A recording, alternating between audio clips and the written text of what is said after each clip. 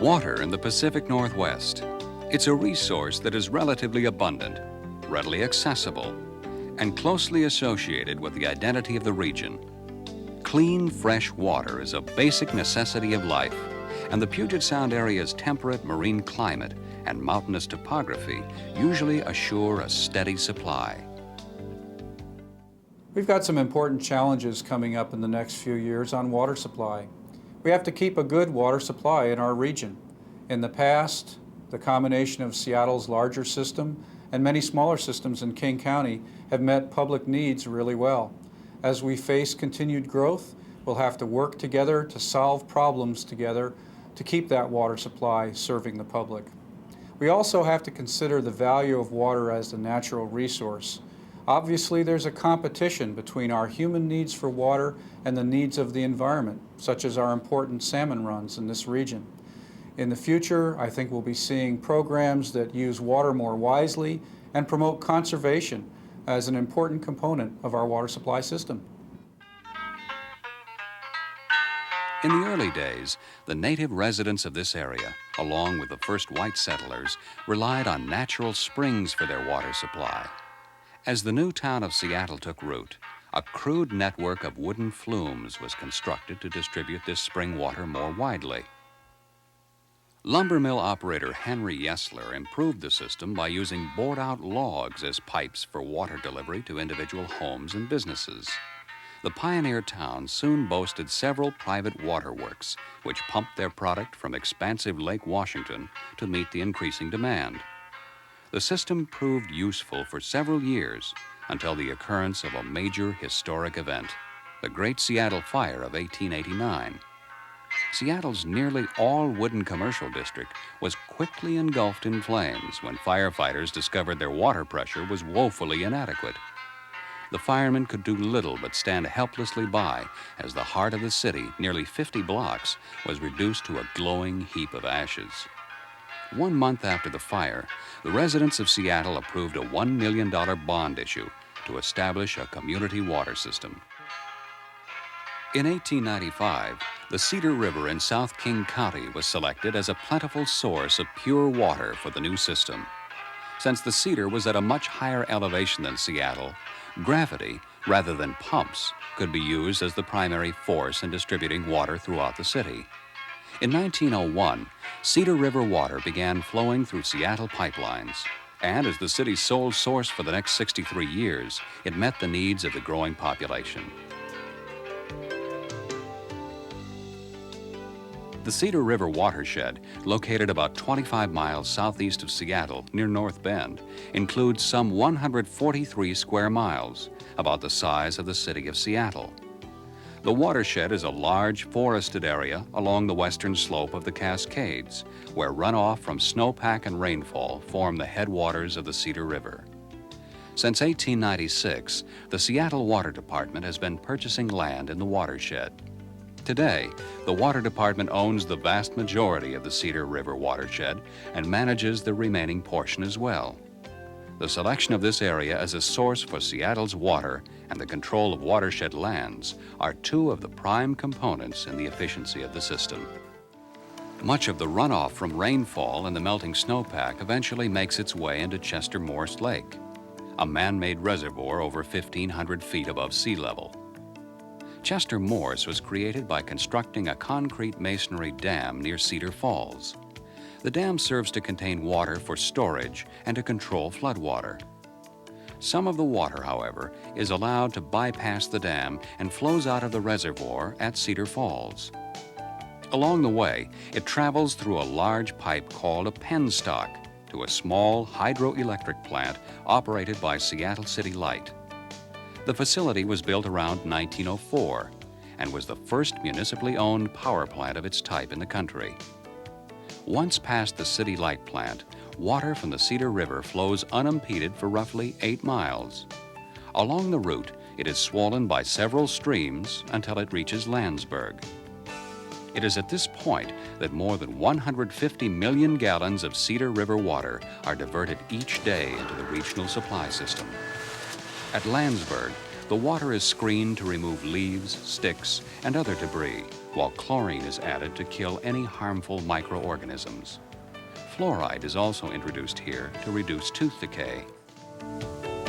After Landsberg, the supply system water is channeled directly into Lake Youngs, a storage and regulating basin 10 miles west of the diversion site. Although much smaller than Chester Morse, Lake Youngs holds enough water alone to supply the entire regional system for about 30 days.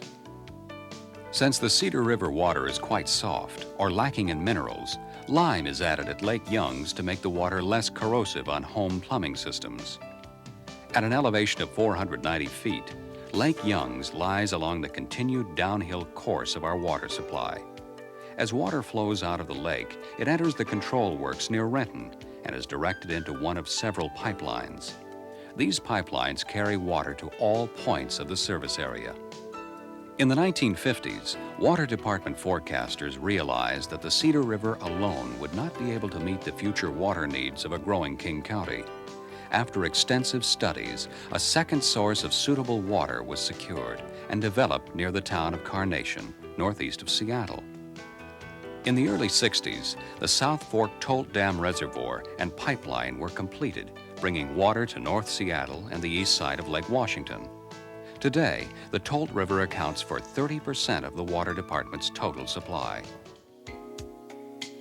The Tolt and Cedar Rivers serve over 1 million residents in an area nearly 450 square miles, encompassing 30 separate water districts.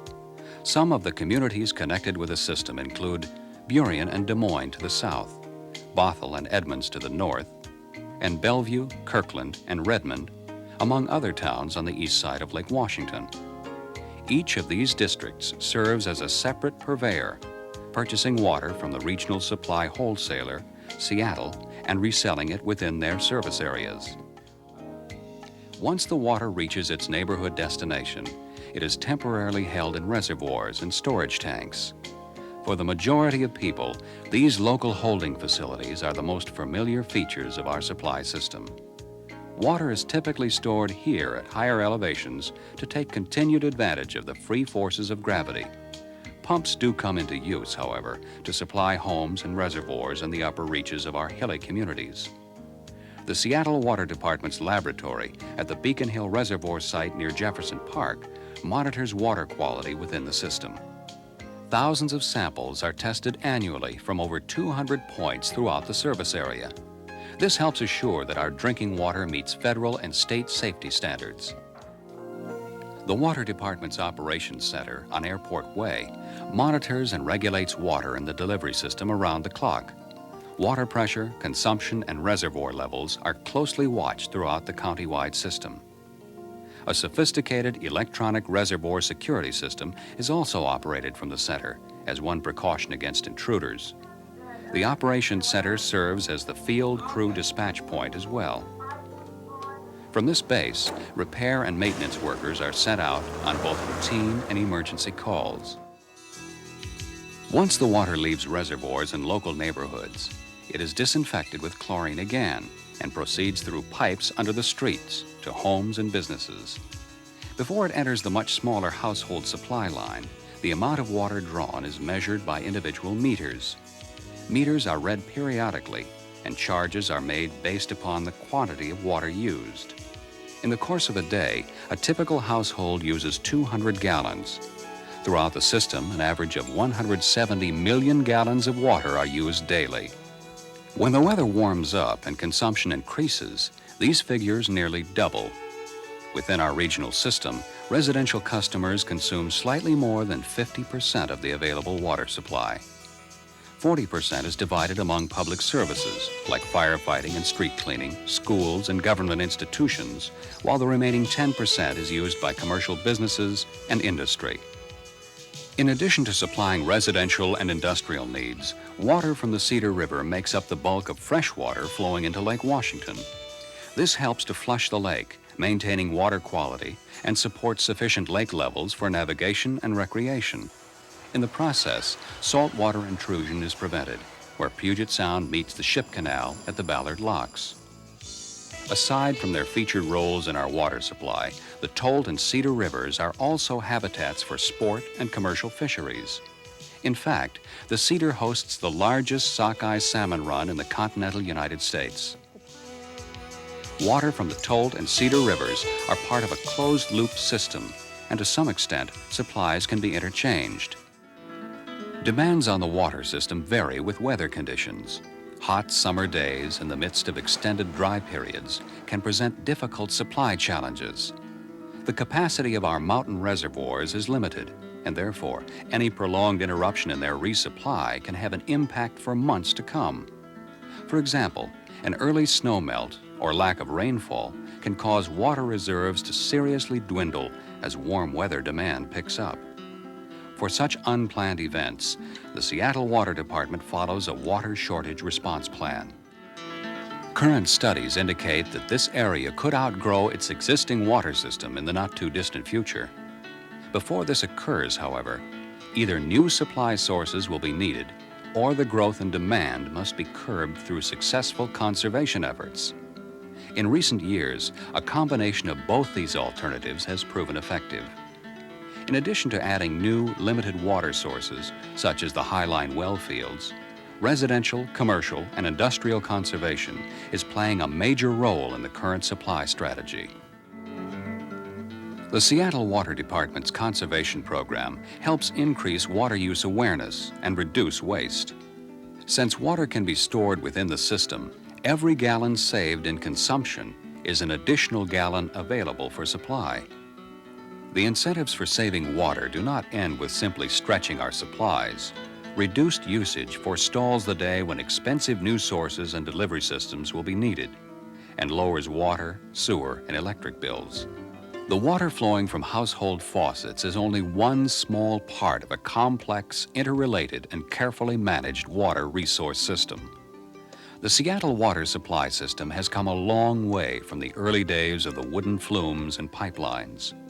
With the ability to deliver more than 350 million gallons a day, the system has kept pace with a continually changing environment. The Pacific Northwest has long been associated with its water resources. Through conservation and careful management, this association will continue to provide a regional trademark and a flow from the tap for years to come.